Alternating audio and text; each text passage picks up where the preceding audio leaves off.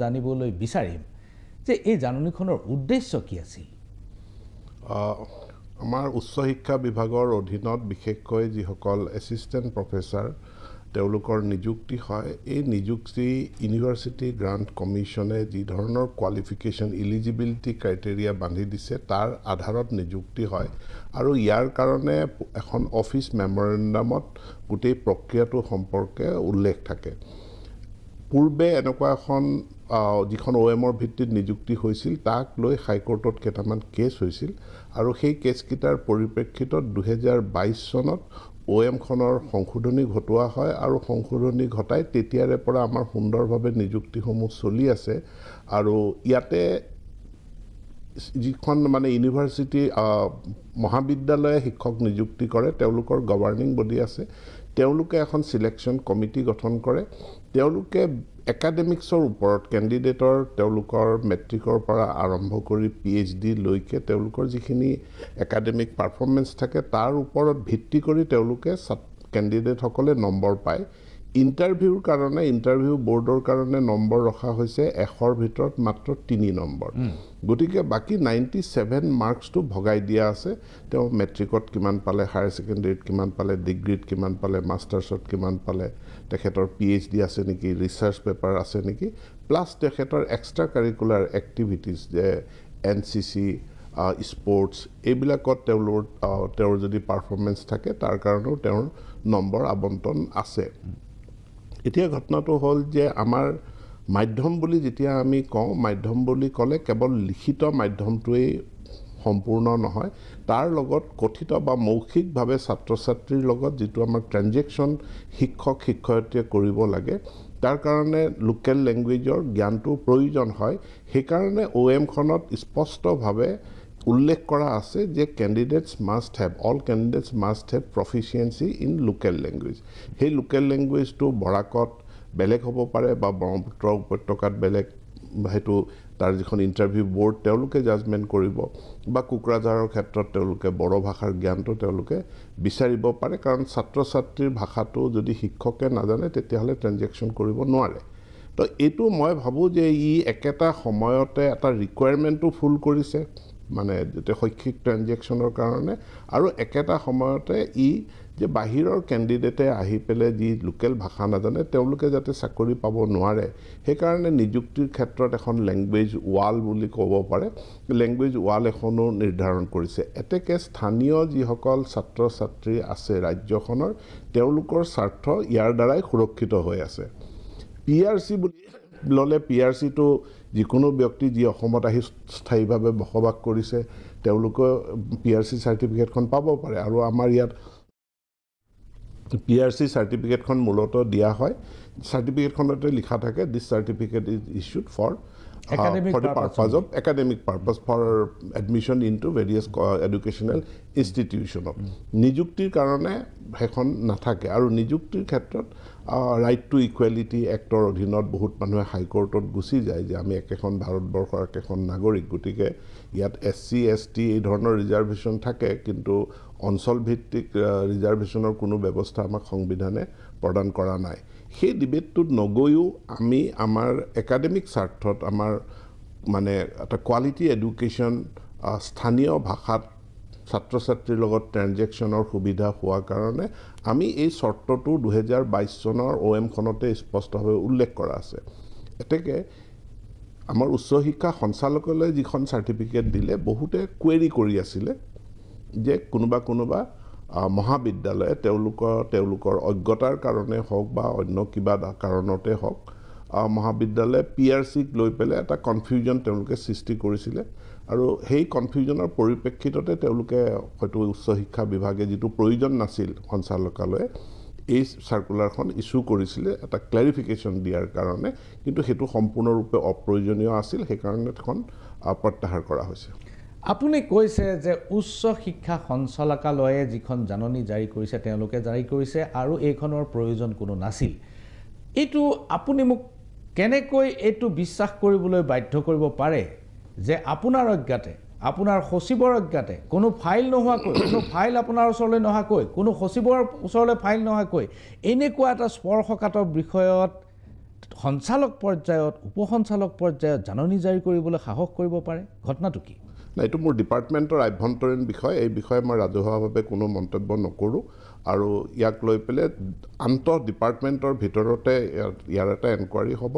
গতিকে এই বিষয়ে মই ৰাজহুৱাভাৱে একো মন্তব্য নকৰোঁ শিক্ষামন্ত্ৰী ডাঙৰীয়া মই আকৌ কৈছোঁ আপুনি আমাৰ দৰ্শকসকলৰ ওচৰত সেই স্বচ্ছতা প্ৰদৰ্শন কৰিব লাগিব কাইলৈ যদি মই ৰাইট টু ইনফৰমেশ্যন এক্টৰ অধীনত এই জাননীখনৰ সবিচাৰ যদি মই বিচাৰ কৰোঁ তেনেহ'লে আপুনি উত্তৰ দিবলৈ বাধ্য হয়নে নহয় ৰাইট টু ইনফৰমেশ্যনৰ ওচৰৰ অধীনত আপুনি যদি কোনোবাই যদি বিচাৰে ইয়াৰ তথ্য তো যিটো আইনখনে যিখিনি তথ্য দিবলৈ আমাক কৰে বাধিত কৰে সেইখিনি তথ্য আপুনি পাব আপুনি কৈছে যে এইটো আপোনাৰ বিভাগৰ সম্পূৰ্ণ আভ্যন্তৰীণ বিষয় আভ্যন্তৰীণ বিষয় যদিও ইয়াৰ লগত ৰাজহুৱা স্বাৰ্থ জড়িত 4 তাৰিখৰ পৰা 10 তাৰিখ পৰ্যন্ত জাননীখন বাহাল থাকিল এতিয়া কথাটো হ'ল যদি সংবাদ মাধ্যমে এই বিষয়টো ৰাজহুৱা নকৰিলেহেঁতেন তেনেহ'লে এইটো চিৰকালৰ বাবে এইখন তেনেকৈ থাকি গ'লহেঁতেন এই অদৰকাৰী জাননীখন এই কালক্ৰমত সাংঘাতিক ধৰণৰ দৰকাৰী জাননীত পৰিণত হ'লহেঁতেন এনেকুৱা অৱস্থাত আপুনি আভ্যন্তৰীণ বিষয় বুলি ৰাজহুৱা নকৰাৰ কাৰণটো কি মই ভাবোঁ যে এইটো যেতিয়া নিযুক্তি প্ৰক্ৰিয়া হ'ব নিযুক্তি প্ৰক্ৰিয়াখন অফিচ মেমৰেণ্ডামখনৰ ভিত্তিত হ'ব সি কোনো ডিপাৰ্টমেণ্টৰ চিঠিৰ ওপৰত ভিত্তি কৰি কোনো নিযুক্তি নহয় আৰু চিঠি এখন দিছিল চিঠিখন প্ৰত্যাহাৰ কৰা হ'ল OM খন বাহাল আছে OM খনক লৈ কোনো বিতৰ্ক নাই চিঠিখন প্ৰত্যাহাৰ কৰা হ'ল বিষয়টো তাতেই সামৰণি পৰা নাই কাৰণ কথাটো হ'ল যে যদি বিষয়টো ৰাজহুৱা নহ'লহেঁতেন এই চিঠিখন এই নটিছখন বাহাল থাকিলহেঁতেন ই দেশৰ সুৰক্ষাৰ লগত জড়িত বিষয় নহয় ই কোনো গোপন তথ্য নহয় তেনেহ'লে আপুনি আজি পৰ্যন্ত সেই বিষয়াসকলক কামৰ পৰা আঁতৰ কৰি তেওঁলোকক কিয় এতিয়ালৈকে নিলম্বন কৰা নাই যি আপোনাৰ অজ্ঞাতে এনে এখন জাননী জাৰি কৰিবলৈ সাহস কৰিব পাৰিলে সেৱা বিধিৰ ডিচিপ্লিন আইনৰ অধীনত গতিকে সেৱা বিধি অনুযায়ী ডিপাৰ্টমেণ্টে যি কৰিব লাগে কৰিব যিখিনি লৈকে ৰাজহুৱা স্বাৰ্থ জড়িত আছে মই পুনৰবাৰ নিশ্চিত কৰিব বিচাৰোঁ যে আমাৰ মহাবিদ্যালয়ত নিযুক্তি শিক্ষক নিযুক্তিৰ ক্ষেত্ৰত আমাৰ এখন অফিচ মেমৰেণ্ডাম আছে আৰু অফিচ মেমৰেণ্ডামখন মই ৰাজহুৱাকৈ মই ছ'চিয়েল মাধ্যমত প্ৰকাশো কৰি দিছোঁ অফিচ মেমৰেণ্ডামৰ ওপৰত যদি কাৰোবাৰ কোনো মন্তব্য বক্তব্য আছে সেইখিনি আমি কৰিম এই অফিচ মেমৰেণ্ডামক লৈ কোনেও কোনো প্ৰশ্ন উত্থাপন কৰা নাই বা ই কোনো বিতৰ্কৰ আওতাত ই অহা নাই উপৰঞ্চি এখন চিঠি সঞ্চালকে দিছিলে চিঠিখন প্ৰত্যাহাৰ কৰা হৈছে ইমানেই এই মুহূৰ্তত মই আপোনাক জনাইছোঁ কিন্তু যিজন সঞ্চালকে আপোনাৰ এনেকুৱা এটা মাৰাত্মক স্পৰ্শকাতৰ বিষয়ত জাননী জাৰি কৰিবলৈ সাহস কৰিব পাৰিলে তেওঁৰ ওপৰত কিয় এতিয়ালৈকে ব্যৱস্থা হোৱা নাই 48 ঘণ্টাৰো বেছি সময় পাৰ হৈ গ'ল এইটো বিভাগৰ আভ্যন্তৰীণ বিভাগে এটা এনকুৱাৰী অৰ্ডাৰ কৰিছে এনকুৱাৰীটো হ'ব হোৱাৰ পাছত বিভাগে ইয়াক চাব কিন্তু ৰাজহুৱা স্বাৰ্থ এতিয়া ক'তো কোনো ধৰণে বিঘ্নিত হোৱা নাই মই অসমৰ শিক্ষিত যুৱ সমাজক সুধী সমাজক মহাবিদ্যালয় বিশ্ববিদ্যালয় সকলো কৰ্তৃপক্ষক জনাব বিচাৰোঁ যে 2022 চনত জাৰি কৰা অফিচ মেমৰেণ্ডামখন বাহাল আছে তেওঁলোকে শিক্ষক বাছনিৰ প্ৰক্ৰিয়া এতিয়ালৈকে প্ৰায় 2000 শিক্ষক 2000তকৈ অধিক শিক্ষক নিযুক্তি হৈ গৈছে এইখন OM-ৰ ওপৰত বেছ কৰিয়ে হৈছে আৰু এই নিযুক্তি প্ৰক্ৰিয়াক লৈ পেলাই ক'তো কোনো ধৰণৰ প্ৰশ্ন উত্থাপন হোৱা নাই এতিয়াও কিছুমান মহাবিদ্যালয়ে তেওঁলোকৰ গভৰ্ণিং বডিয়ে সিলেকশ্যন প্ৰক্ৰিয়া অব্যাহত ৰাখিছে তাতো ক'তো কোনো বিসংগতি হোৱা নাই বা কোনো অসুবিধা হোৱা নাই গতিকে OM এখন আছে OM ইজ ইন ফ'ৰ্চ যি নিযুক্তি তেওঁলোকে বাছনি কৰিব সেই বাছনি OM-ৰ ভিত্তিত কৰিব আপুনি এনেকুৱা এখন চৰকাৰৰ মন্ত্ৰী যিখন চৰকাৰৰ মুখ্যমন্ত্ৰীৰ পৰা মন্ত্ৰীসকলে ৰাস্তাই পদূলিয়ে য'তে ত'তে মুখৰ কথাত মানুহক নিলম্বন কৰে ইমান এটা স্পৰ্শকাতৰ বিষয়ত এনেকুৱা এখন জাননী জাৰি কৰিলে য'ত ৰাজ্যজুৰি প্ৰতিক্ৰিয়াৰ সৃষ্টি হ'ল য'ত উচ্চ শিক্ষাৰ দৰে এটা বিষয় জড়িত আছে তেনেকুৱা অৱস্থাত বিষয়াসকলক আজিলৈকে একো ব্যৱস্থা নোলোৱাৰ মই অকল নিলম্বন মানে নিলম্বন suspension is not a punishment কিন্তু তদন্তৰ স্বাৰ্থত তেওঁলোকক কিয় কামৰ পৰা আঁতৰাই ৰখা নহ'ব চাওক মই ইতিমধ্যে কৈছোঁ এখন জাননী জাৰি হৈছিল জাননীখন প্ৰত্যাহাৰ কৰা হৈছে বিভাগে কেনেকৈ জাননীখন জাৰি হ'ল এইটোৰ এটা তদন্ত বিভাগে কৰিবলৈ নিৰ্দেশ দিছে প্লিজ ধৈৰ্য সহকাৰে সেই তদন্তৰ প্ৰতিবেদন তালৈ অপেক্ষা কৰক আৰু মই কৈছোঁ যে OM-খন বাহাল আছে OM-খনৰ ভিত্তিতহে নিযুক্তি হ'ব OM-খনৰ ভিত্তিতহে বাছনি হ'ব আৰু বাছনিৰ পাছত সঞ্চালকালয়ৰ পৰা আমাৰ চৰকাৰৰ তৰফৰ পৰা নিযুক্তি হ'ব মই ধৈৰ্য ধৰাত আপত্তি নাই, কিন্তু ইতিমধ্যে যিটো কৰ্মকাণ্ড দেখা গৈছে শিক্ষামন্ত্ৰী ডাঙৰীয়া, ৰাজ্যৰ যিমানবোৰ বিশ্ববিদ্যালয় আছে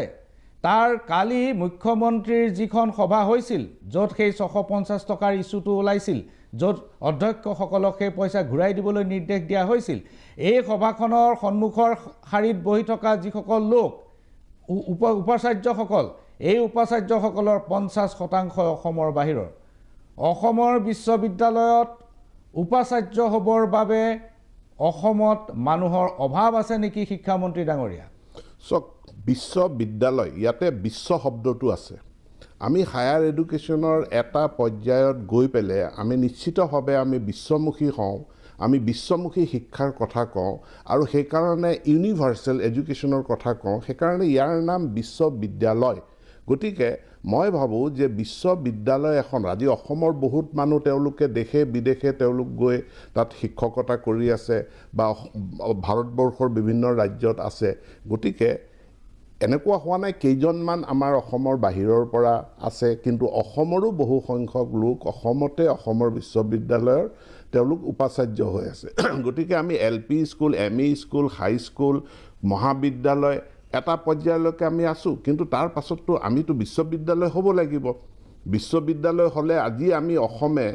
বাহিৰৰ ছাত্ৰ ছাত্ৰীক ইয়ালৈ আকৰ্ষিত কৰিব পাৰিব লাগিব। ইতিমধ্যে আহিছে আমাৰ বহুত, কেৱল ভাৰতবৰ্ষৰ বিভিন্ন প্ৰান্তৰ নহয়, আজি ভাৰতবৰ্ষৰ বাহিৰৰ ছাত্ৰ ছাত্ৰীও আহি আমাৰ ইয়াত অধ্যয়ন কৰিছে।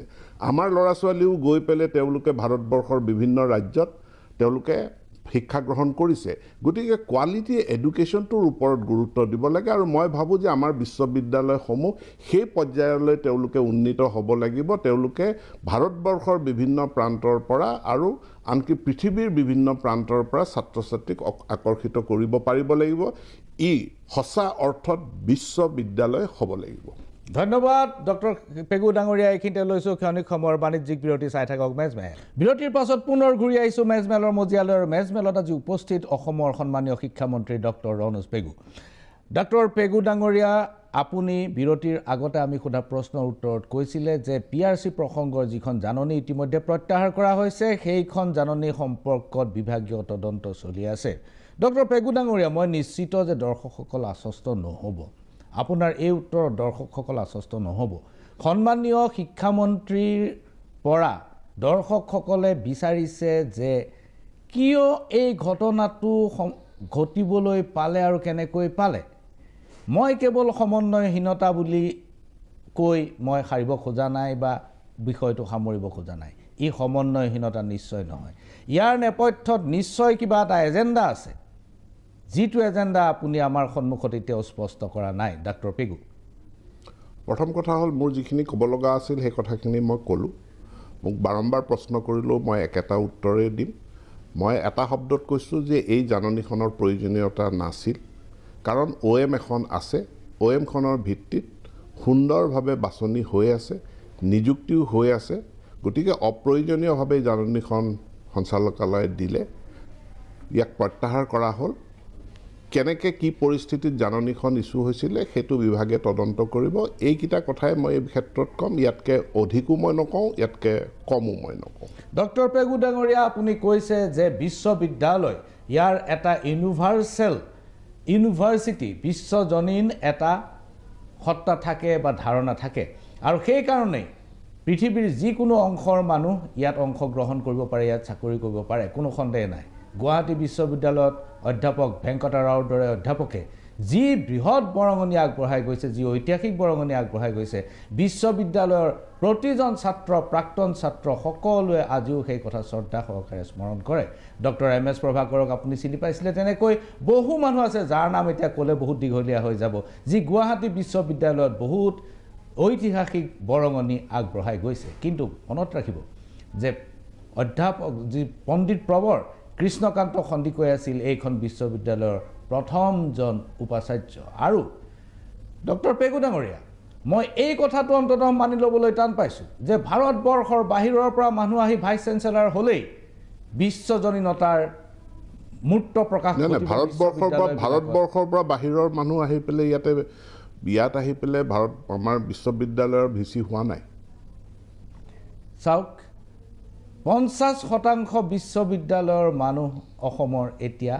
বাহিৰৰ পৰা আহিছে 50% নহয় কেনেকৈ ডিব্ৰুগড় ইউনিভাৰ্চিটি অসমৰে হয় মাজুলী ইউনিভাৰ্চিটি অসমৰে হয় মাধৱদেৱ ইউনিভাৰ্চিটি অসমৰে হয় গুৱাহাটী ইউনিভাৰ্চিটি আজিৰ তাৰিখলৈকে অসমৰে হয় আসাম উইমেন ইউনিভাৰ্চিটি অসমৰে হয় তো 50% কেনেকৈ হ'ল Bhattadev university Kumar Bhaskar Varma university Krishnakanta Handiqui university এইবিলাকত